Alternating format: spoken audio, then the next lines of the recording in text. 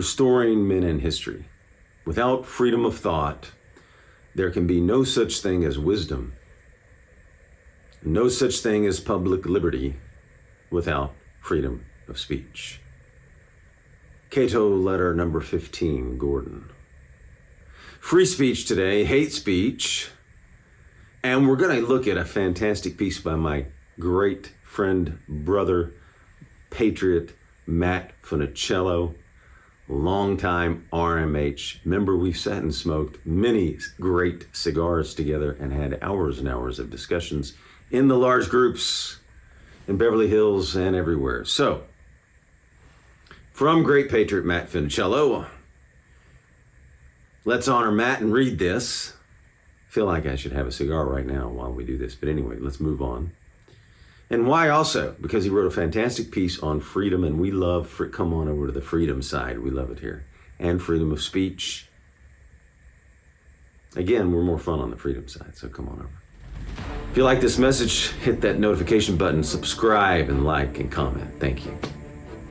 Okay, he's a Marine Corps combat veteran.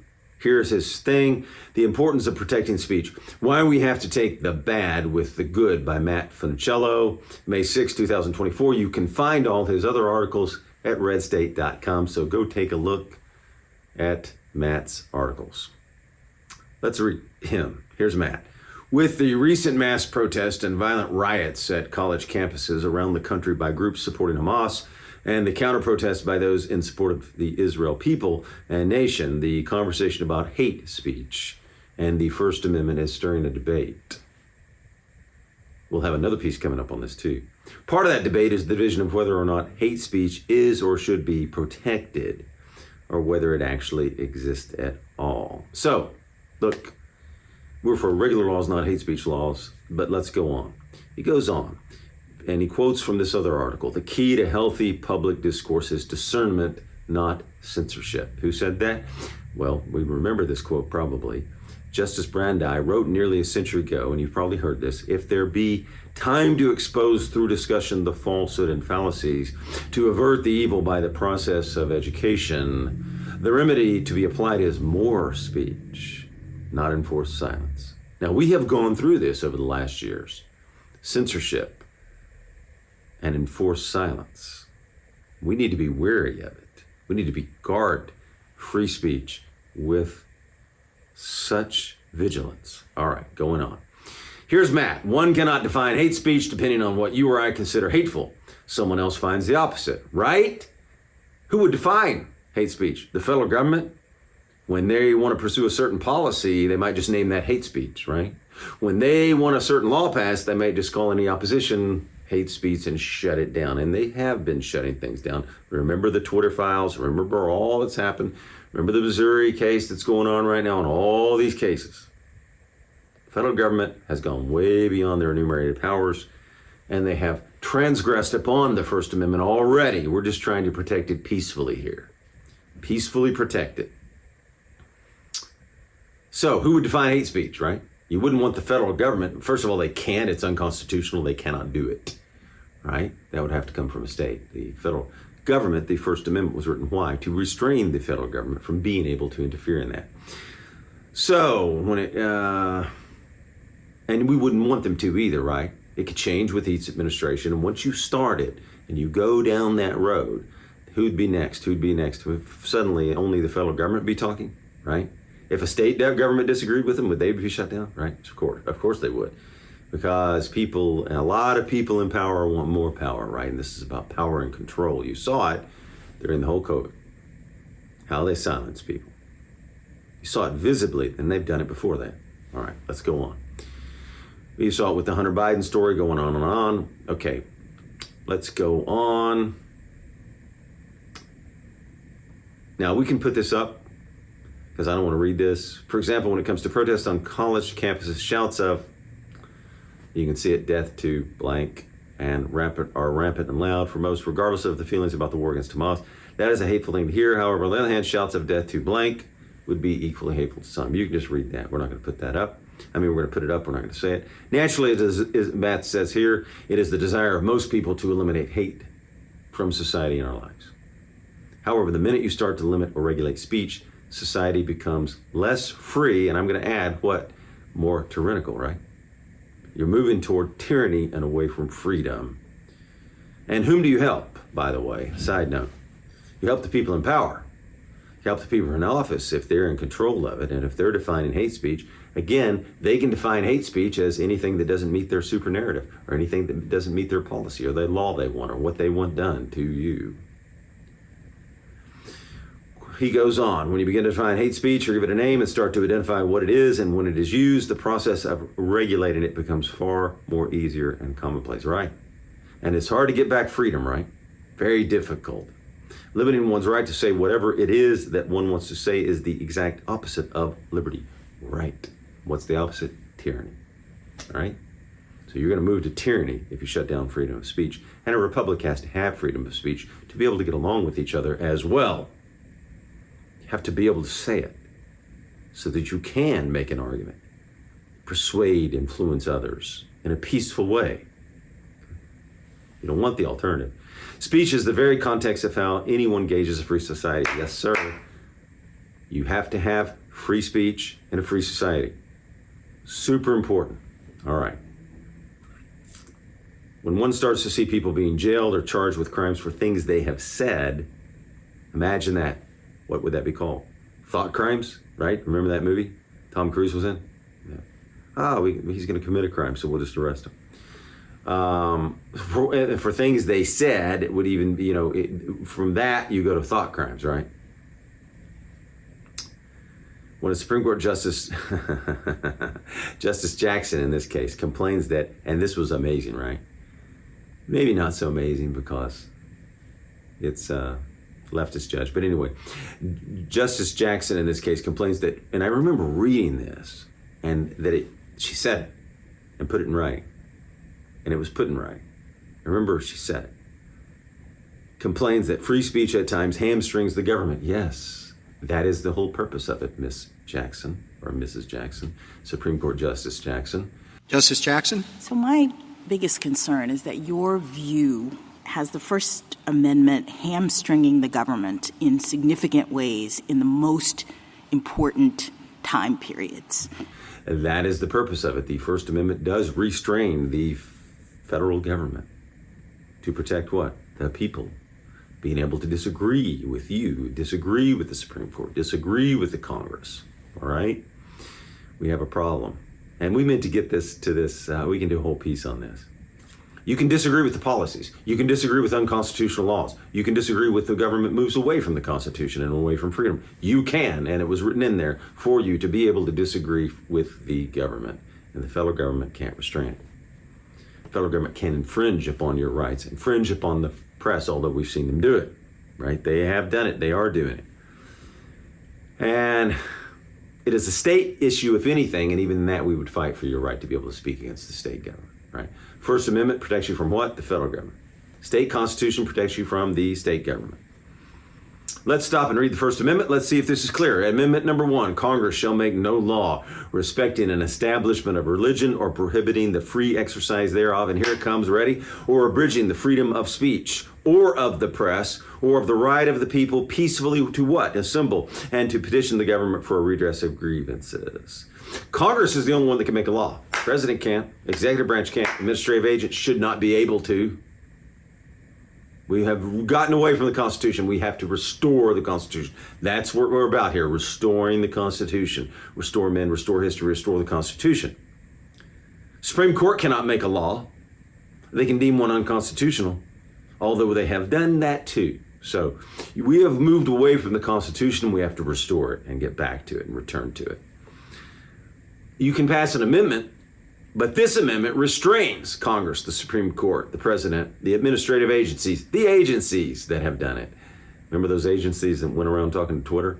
It restrains them from actually doing that. That's what the First Amendment does. It's restraining the federal government, protecting your right to disagree with them and say what you wish, uninvolved by them, unimpeded by them. All right, let's go back to Matt here. The case being made here is the ugly, however necessary matter of protecting ugly, hateful, despicable, and detestable speech. Things that just shouldn't be spoken, written, or even mentioned casually must be protected at all costs, Matt says. Remember that one's right to free speech does not end with someone's right to be offended. Exactly.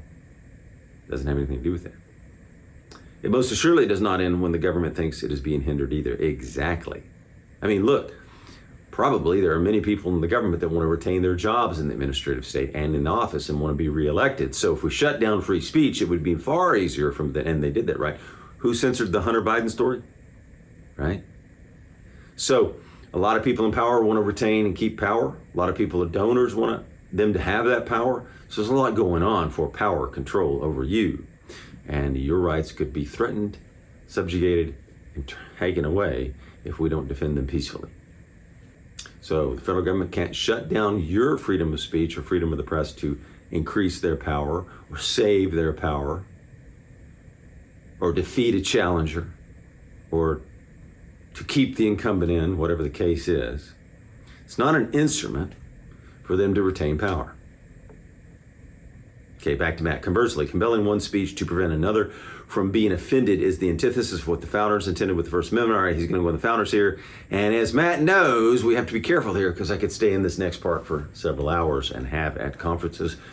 The ratification. So what does he talk about here? Let's see what Matt says. When the Constitution was first proposed for ratification by the Federal Convention of 1787, I love this stuff, it was presented without a Bill of Rights. I love the Bill of Rights, love the Constitution, love the whole convention, and the ratification process, which a lot of people don't want you to know. And the Federalists indicated that including such provisions was unnecessary because the document only provided, that's right, very narrow powers to Congress and what would become the federal government. However, anti-Federalists like the great, and this is the great, we love Patrick Henry, the great Patrick Henry decried the lack of a Bill of Rights and prevented the ratification of the Constitution without said Bill of Rights. So you had Sam Adams, Bat Mass, you had George Mason, and you had Richard Henry Lee. You had all these anti-federalists, and again, we could stay here an hour, but we're not going to do that. Virginia still, even with this promise, only passed by 10 votes, and you have to look at the ratification process if you want to understand the Constitution. So, looking at the ratification process, Sam Adams, Mass wasn't going to come in. Virginia wasn't come in. Again, Virginia was extraordinarily important, the most populous state, solidly important. New York wasn't going to come in either.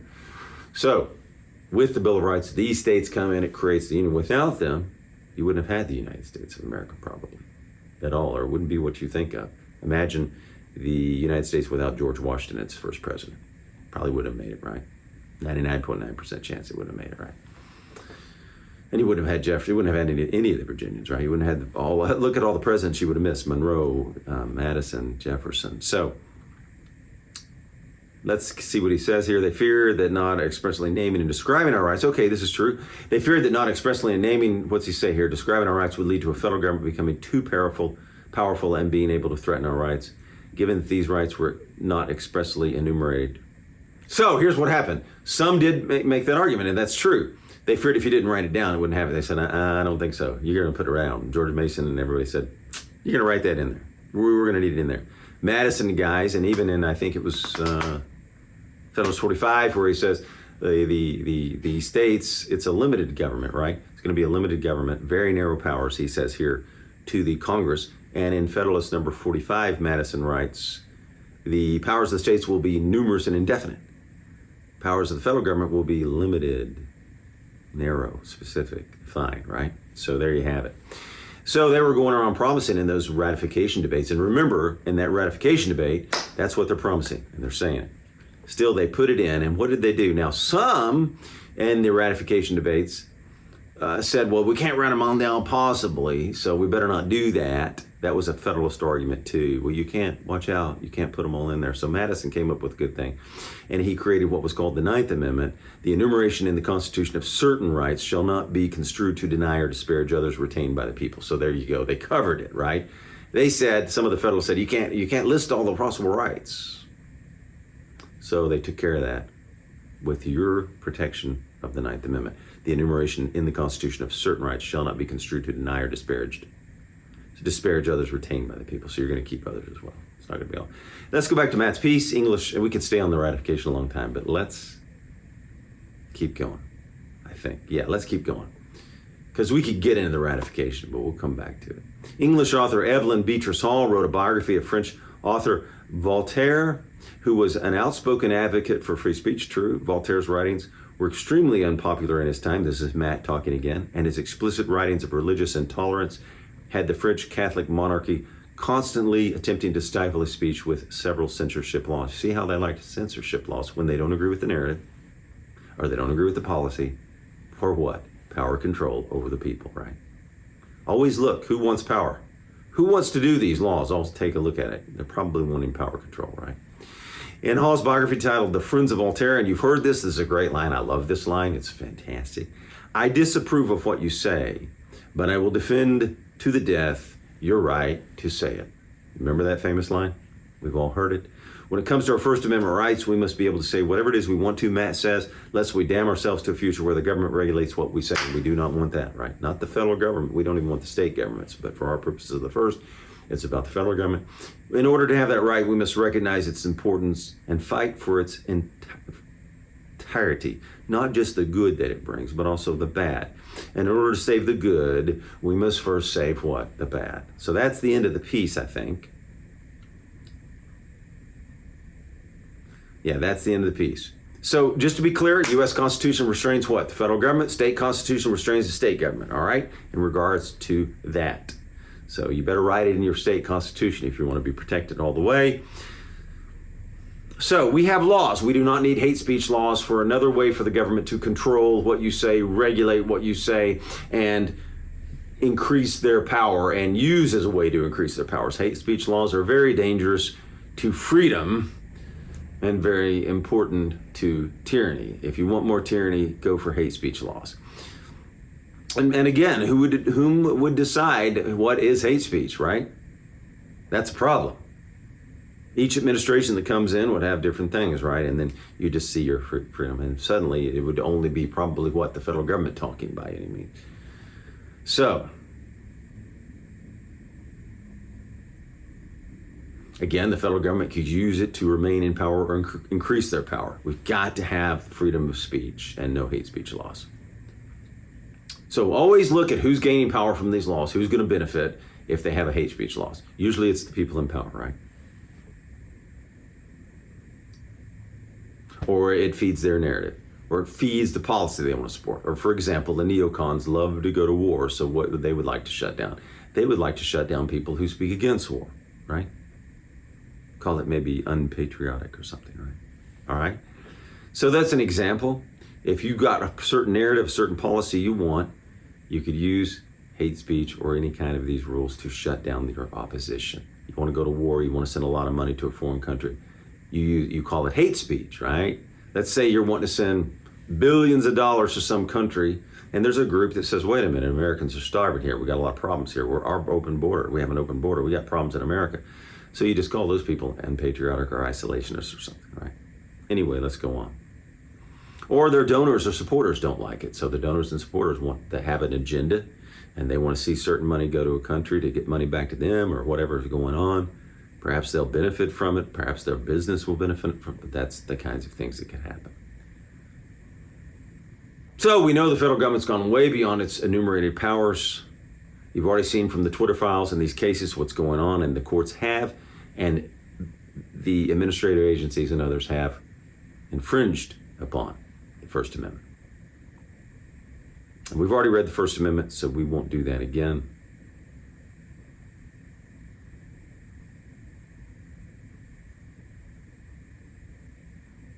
So we know the federal government has infringed upon the First Amendment and the U.S. Constitution. We should not allow them to do this peacefully, of course, with any unconstitutional acts or laws. We're close to ending this piece. Why is freedom of speech so important? That's the key here. Why should we defend it peacefully? In Cato Letters from number 15, Gordon said this about free speech. This sacred privilege is so essential to free government that the security of property and the freedom of speech would always go together. And in those wretched countries where a man cannot call his tongue his own, he can scarce call anything else his own. Whoever would overthrow the liberty of the nation must begin by subduing the freedom of speech, a thing terrible to public traitors. Powerful, right? So it's up to you. Whether you want to watch over the Uniparty, watch over the Republicans, watch over the Democrats, and make sure for any of their narratives or their policies, their endeavors or their motives that they want to restrain your speech for unconstitutional reasons, for power, for an agenda, for a narrative.